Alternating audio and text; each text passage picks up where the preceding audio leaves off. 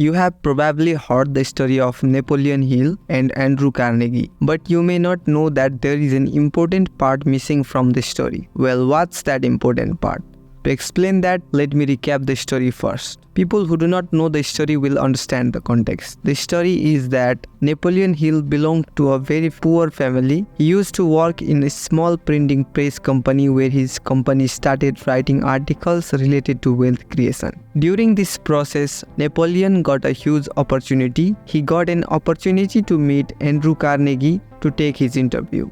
At that time, Andrew Carnegie was a billionaire. He was considered the richest person in the US. That's why Napoleon Hill was quite nervous. But as the interview started happening, Napoleon Hill started liking Andrew Carnegie. That's why instead of giving an interview of 3 hours, he spent 3 days with him. Why? Because there was a reason behind it. What did Andrew Carnegie want? He wanted to share the principles of success that he and others like Henry Ford, Edison, and Mark Twain had used to generate their wealth. They thought that all this knowledge they had gathered from their experience, if not shared with the world, would be wasted. That's why Andrew Carnegie put an offer in front of Napoleon Hill. He said that I am going to give you the biggest project of your life. It will take years to finish this project, or maybe you won't get enough money. But I want you to go to all the people like me who started from zero and started with very little money to build a big empire, and learn from them what success principles they used to move forward in their life. If anyone follows them seriously, they too can become like this. After asking this question, Andrew Carnegie started the timer. A timer of 60 seconds. He wanted an answer at the time. Napoleon Hill didn't know that thing, but still, he answered in 20-25 seconds, yes, I will. To interview all his contacts, Henry Ford, Edison, and all the big people who were there, Napoleon Hill was contacted and his interview was fixed. After Napoleon Hill spent 20 years and wrote thousands of pages compressing which he made a book. Which book was that? Well, then comes the interesting part. The book he made first was The Law of Success, and later he made a smaller version named Think and Grow Rich, which is still in the top 10 self-help books. In fact, the interesting thing is that Andrew Carnegie made 50 successful millionaires, but this book, Law of Success, has created more than thousands of millionaires. So today, I am going to share the principles of the same book which are not being told in Think and Grow Rich. So let's start with the first law. 1. Build tolerance. There is a quote of a famous person: you can outwork me, but you can't outsuffer me. On 17th November 2012, Joe Salvador had gone into the Pacific Ocean with his friend in a small boat. The Pacific Ocean, which is spread over 165 million square kilometers, went there to do fishing. Now their plan was to go fishing for 30 hours and they will come back home. They had taken too little food to not make it too heavy. They had come 120 kilometers inside the sea to catch fish, where they planned to do fishing. But things didn't go according to plan, because suddenly the wind started blowing very strongly there. A storm started coming there, after which they got scared. They started paddling instantly and started trying to return towards the beach. They dumped the whole food and fishes they accumulated to decrease the load, but something else was in the fate. Due to the storm, they reached the middle of the sea. Their condition worsened after the storm. There was no food left to eat and no water to drink, but still somehow they were surviving. The good thing was that it rained sometimes, due to which they started accumulating the rainwater and started fishing to eat. But sometimes when there was no rain, they used to drink from their toilet. If not that, they had to drink the blood of animals by catching birds and fishing. You can imagine how bad their condition was. Days passed and the pressure increased and their pain increased. They started getting weak in mind and body. You can say that the pressure of all these things has increased so much that his friend died. He died, but Joe didn't surrender. Despite being alone, he survived each day, one step at a time. The only thing he used to repeat in his head, and days passed like this, but nothing was happening. Neither anyone was coming to rescue him, nor was he getting any people. But one day suddenly he saw a ship passing by in front of his eyes. He found a fire gun instantly and tried to fire, but unfortunately his fire was out of order. That's why ship members could not see him. The sea passed in front of him. Along with this, his courage started breaking, but still, he spent many days doing one day at a time.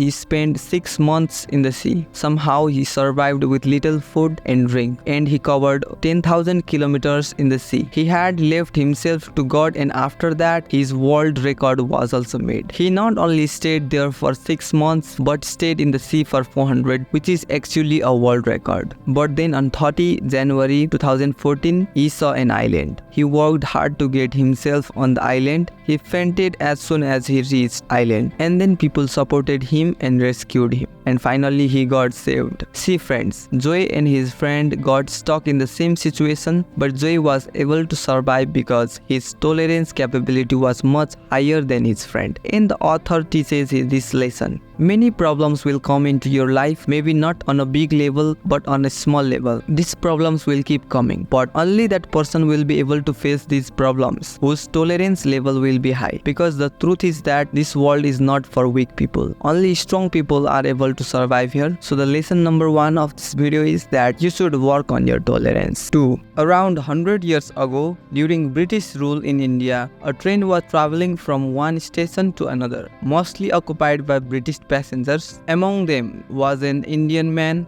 dressed in traditional attire, drawing sneers and judgmental glances from the British passengers. Despite their mockery, the Indian man remained focused, deep in concentration. After a while, he suddenly shouted, "Pull the chain before something bad happens." His warning went unheeded at first, met with shock and disbelief. However, eventually he pulled the emergency chain, bringing the train to a sudden halt. The British passengers erupted in anger, berating the Indian man for his actions. An officer reprimanding the Indian man for misusing the emergency chain. However, the man calmly explained that his actions had prevented a potential disaster, as he had noticed abnormalities in the train's vibrations, indicating a problem with the track. Impressed by his insight, the officer ordered an inspection, confirming the Indian man's suspicions. Some knots were missing from the tracks, posing a serious safety hazard. The officer and guards questioned how the man had known about the issue.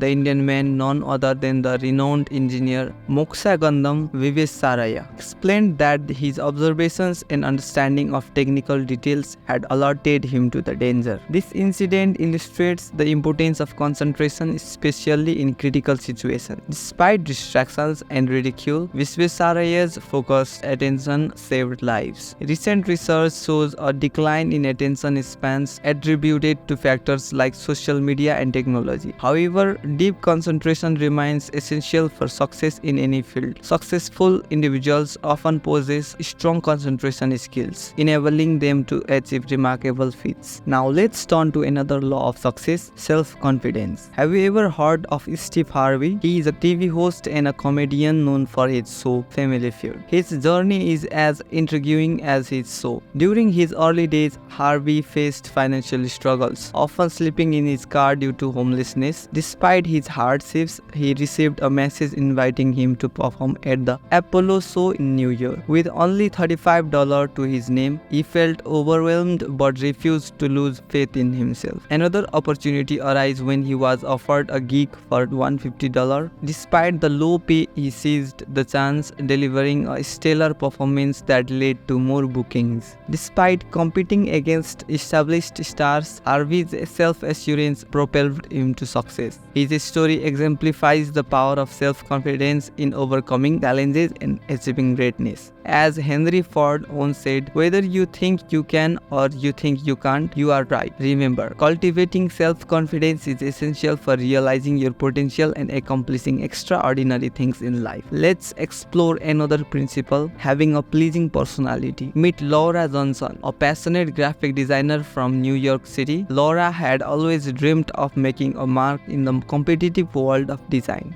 Despite the odds stacked against her, during a design conference in Los Angeles, Laura found herself seated next to renowned designer Daniel Miller. Daniel was known for his innovative approach and groundbreaking designs. Despite Laura's initial nervousness, she struck up a conversation with Daniel, expressing her admiration for his work and sharing her enthusiasm for graphic design. Impressed by Laura's genuine interest and enthusiasm, Daniel took a keen interest in her portfolio and offered her valuable feedback on her designs. He encouraged Laura to continue pursuing her passion and even offered to connect her with some influential figures in the design industry. Inspired by her encounter with Daniel, Laura made a conscious effort to maintain a warm and approachable demeanor in her interactions with clients and fellow designers. She understood the importance of building genuine connections and impact they could have on her career. Now let's shift our focus to another principal: vision. Meet Ethan Thompson, a visionary entrepreneur from Silicon Valley. Ethan had always harbored a dream of revolutionizing the tech industry with his groundbreaking ideas. After years of working as a software engineer for a major tech company, Ethan finally decided to take the plunge and start his own tech startup. Despite facing skepticism from friends and family, Ethan remained steadfast in his belief that his vision could change the world. Driven by his passion for innovation, Ethan poured countless hours into developing a revolutionary new app that aimed to streamline communication in the workplace. He faced numerous challenges along the way, from funding issues to technical setbacks, but he never lost sight of his vision. With determination and perseverance, Ethan's startup gained traction, attracting attention from investors and industry experts alike. His vision had become a reality thanks to his unwavering commitment and belief in the power of technology to transform lives. I hope you guys liked the video.